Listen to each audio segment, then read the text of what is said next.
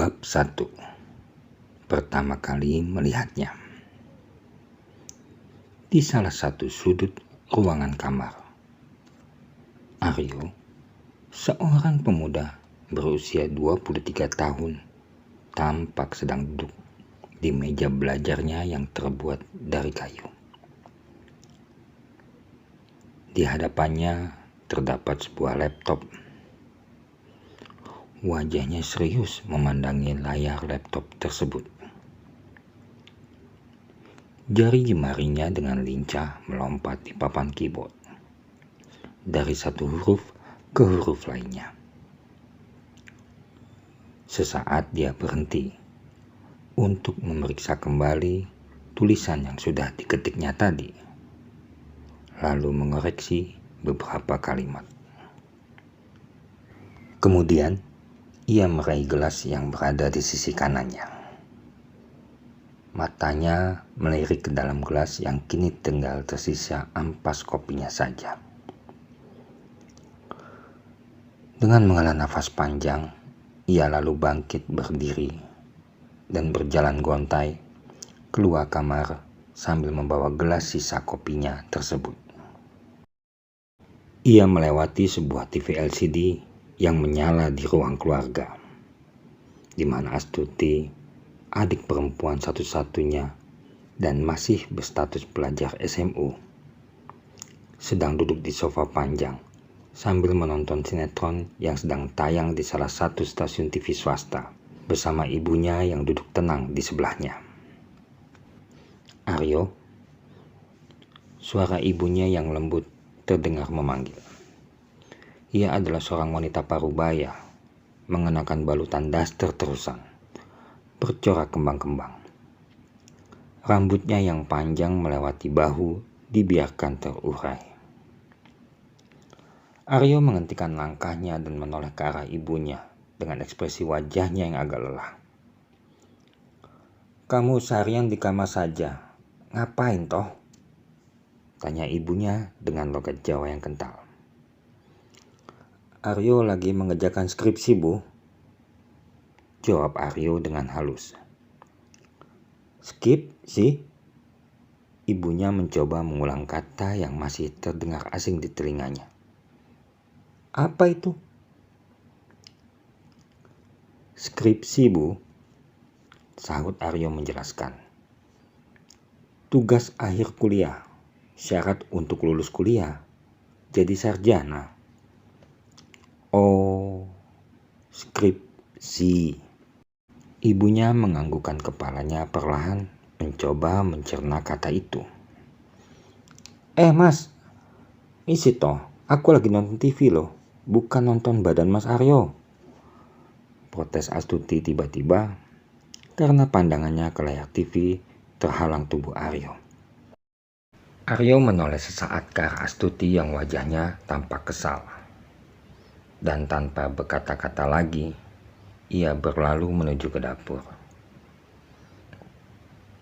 Di ruang dapurnya yang sederhana, Aryo mencuci gelas bekas kopinya dan kemudian membuat kopi lagi di gelas tersebut. Saat ia hendak menuju kembali ke kamarnya dengan segelas kopi panas yang baru dibuatnya lagi, tiba-tiba Astuti memanggilnya. "Mas Aryo, lihat tuh." Aryo melihat ke wajah Astuti yang tampak kaget sambil tangannya menunjuk ke layar TV. "Itu mirip Mbak Dian ya?" kata Astuti lagi, yang kemudian memandang ke arah Aryo. Aryo terkejut dengan ucapan adiknya itu. Ia pun mengalihkan pandangannya ke layar TV. Di layar kaca, tampak seorang gadis yang berperan sebagai pelayan sedang beradu akting dengan seorang pemuda yang berperan sebagai orang kantoran di sebuah kafe. Aryo terpaku dengan si gadis. Wajah gadis itu seperti mengembalikannya ke masa yang telah hilang beberapa tahun lalu. Masa di mana ia merasa selalu bersemangat dan selalu berpikir positif dalam memandang kehidupan di dunia ini. Dirinya yang semula berdiri terpaku, perlahan duduk di lantai dengan mata yang terus menatap ke layar TV.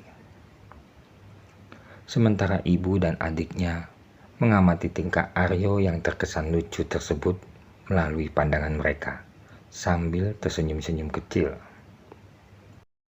"Dian," gumam Aryo pelan. Matanya masih tertuju pada gadis di layar TV tersebut. Ingatannya kembali kepada Dian, gadis yang parasnya yang ayu meski tanpa make up, ditambah suaranya yang lembut setiap berbicara, adalah hal yang paling dikenang Aryo. Namun, kesan yang paling mendalam bagi Aryo atas diri Dian adalah ia gadis yang penuh perhatian kepada keluarganya dan menjunjung norma-norma adat budaya, sebagaimana ia terlahir dan tumbuh dalam keluarga bertradisi Jawa Tengah. Rambutnya hitam dan lurus serta berponi, selalu berkuncir kuda setiap mereka bertemu. Senyum Dian yang selalu dikulum dengan lesung pipit di kedua pipinya, menambah ayu parasnya. Namun kini, sudah lebih dari 2 tahun, Aryo tidak bisa lagi menikmati paras cantik kekasihnya itu. Kecelakaan di jalan tol Cirebon menimpa mobil yang dikendarai ayahnya Dian.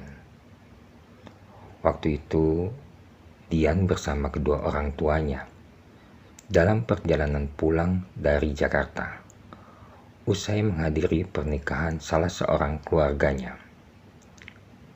Kecelakaan itu sangat luar biasa, hingga merenggut nyawa satu keluarga. Kejadian itu pun masuk dalam liputan siaran berita di televisi. Lamunan Aryo buyar saat gelas kopi yang dipegangnya sejak tadi, tanpa disadari, perlahan menjadi miring posisinya, dan akhirnya menumpahkan sedikit air kopi yang masih cukup panas ke pahanya. Aryo terkejut, sekaligus merasakan kulit pahanya seperti terbakar. Dengan cepat-cepat, ia meletakkan gelas kopinya di lantai. Melihat kejadian itu, Astuti dan ibunya tidak dapat lagi menahan tawa mereka.